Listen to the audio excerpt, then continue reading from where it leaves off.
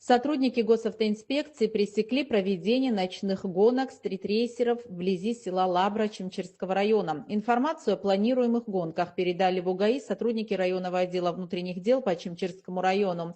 Глубокой ночью с 15 на 16 марта более 100 машин скопилось на трассе. Сотрудники госавтоинспекции незамедлительно выехали и предотвратили незаконное и опасное мероприятие, при этом встретив сопротивление со стороны организаторов стритрейсинга. Я не хотел бы, чтобы произошло то, что произошло примерно вчера в Гагрском районе. Двухлетний ребенок погиб. Гонщики в своих соцсетях тут же объявили, что в связи с приездом сотрудников ДПС гонки отменяются. Правда, заезды, по их словам, всего лишь переносятся. В УГАИ напоминают, что нарушение скоростного режима нередко приводит к печальным последствиям. Гонщики подвергают опасности себя и других участников движения.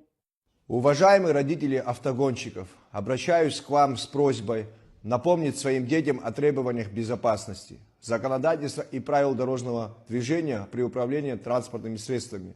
Зачастую ваши дети садятся за руль, не имея на то соответствующего водительского удостоверения. Нередкий случай вождения в нетрезвом состоянии.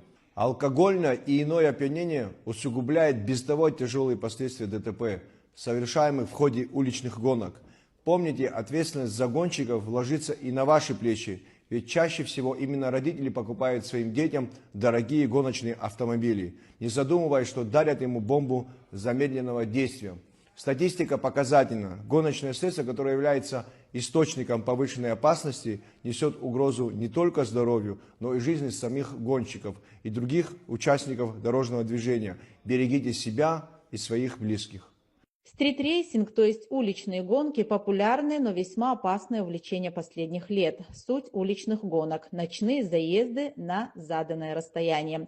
В стритрейсинге нет определенных правил, как нет и ограничений. Это увлечение, при котором молодые люди увлекаются агрессивной ездой и апгрейдом собственного авто. В том числе именно эти новшества приводят к тяжелейшим авариям, зачастую со смертельным исходом для гонщиков. Сотрудниками уже изъято несколько автомобилей участников ночных гонок в ночь с 15 на 16 марта. Работа в этом направлении продолжается.